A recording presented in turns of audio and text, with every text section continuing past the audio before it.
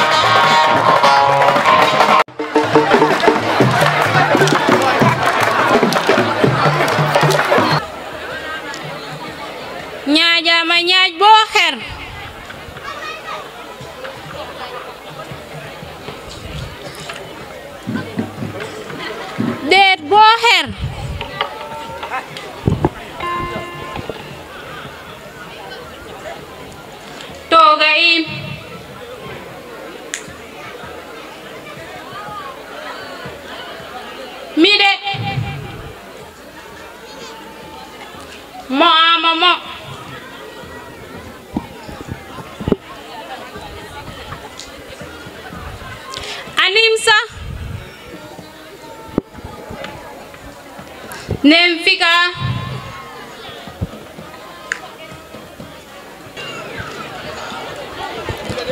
Anna dimbali kaham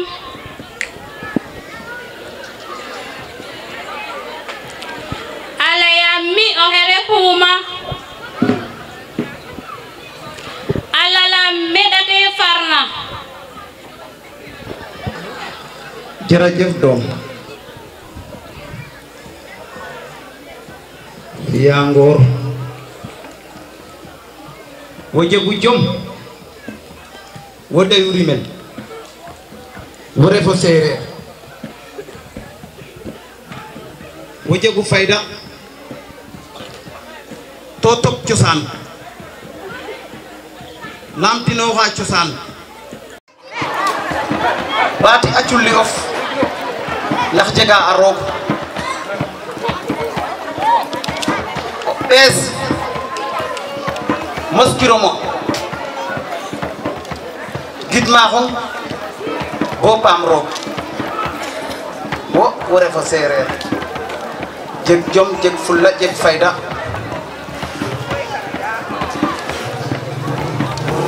dimbale ama xeeta xeet ka andoona yee ndefe xeetes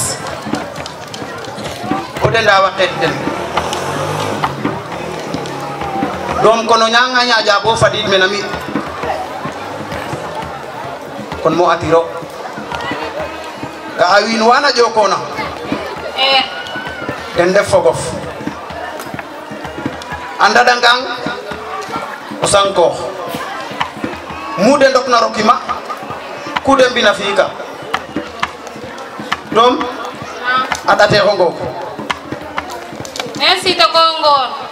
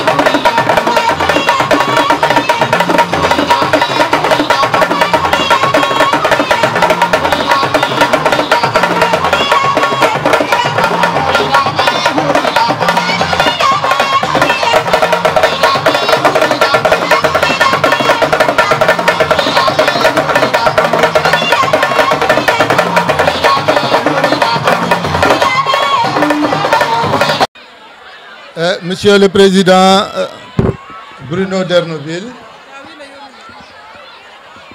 Monsieur Jean-Louis Dacosta, Messieurs, Madame de la délégation de Bruno D'Ernoville, Messieurs les chefs de quartier, Messieurs les chefs religieux et coutumiers, honorables invités en votre titre, grade et qualité. Je voudrais dire quelques mots de remerciement à tous et à toutes d'être présents aujourd'hui à Soum, à l'occasion du festival Fat Adalin Khaye. C'est un festival que nous souhaitons annuel.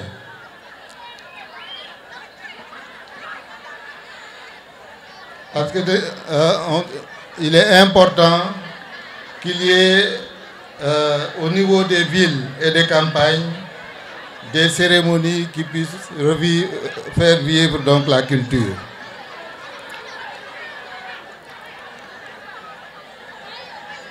Chacun le sait, tout le monde le sait, la culture est donc un vecteur de convivialité et de solidarité. Et nulle part autre que la culture, on ne peut trouver une occasion pour faire battre le cœur du comment vivre ensemble.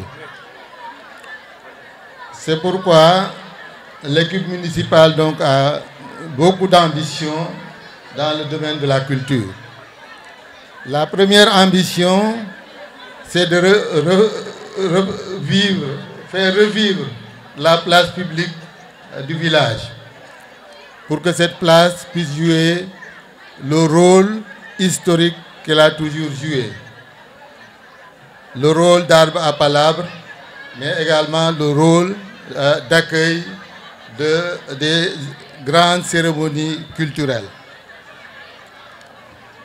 L'autre ambition, c'est de créer, comme je l'ai dit tantôt, un événement annuel qui va regrouper l'ensemble des fils et des filles de Soum.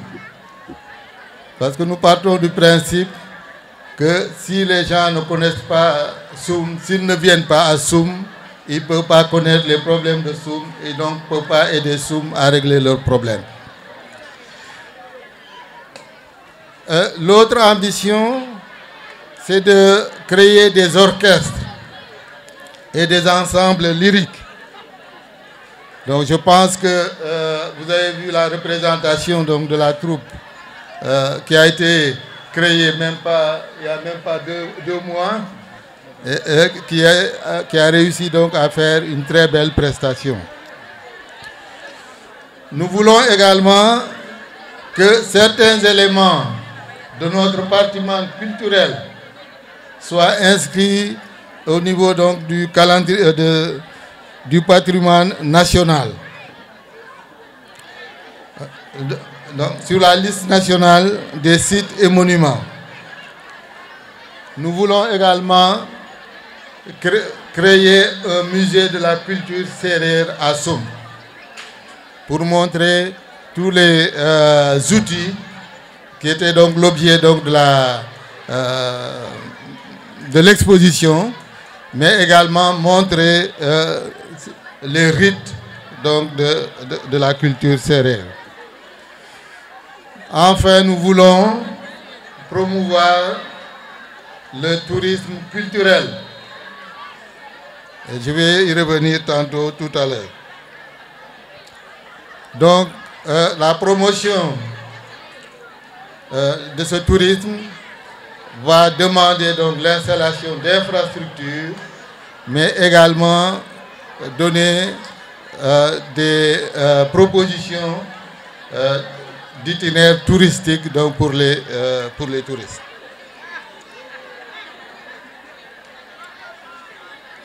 Ces ambitions ne sont pas fortuites. Elles sont basées sur une constatation ou des constatations.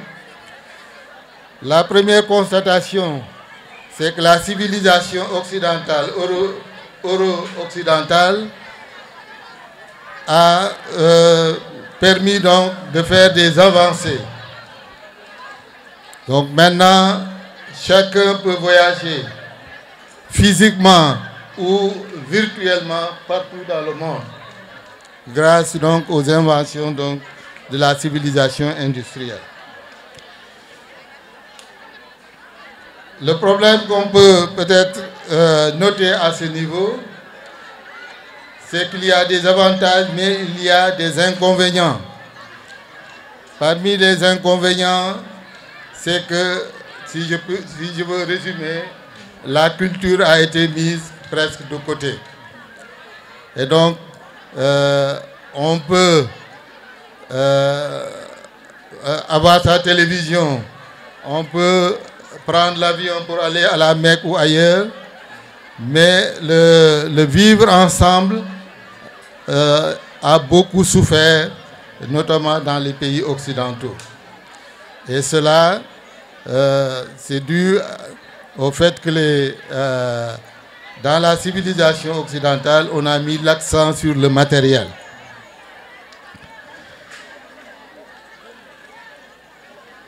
Donc, c'est pour lutter contre cela que nous avons organisé donc ce festival. Ce festival,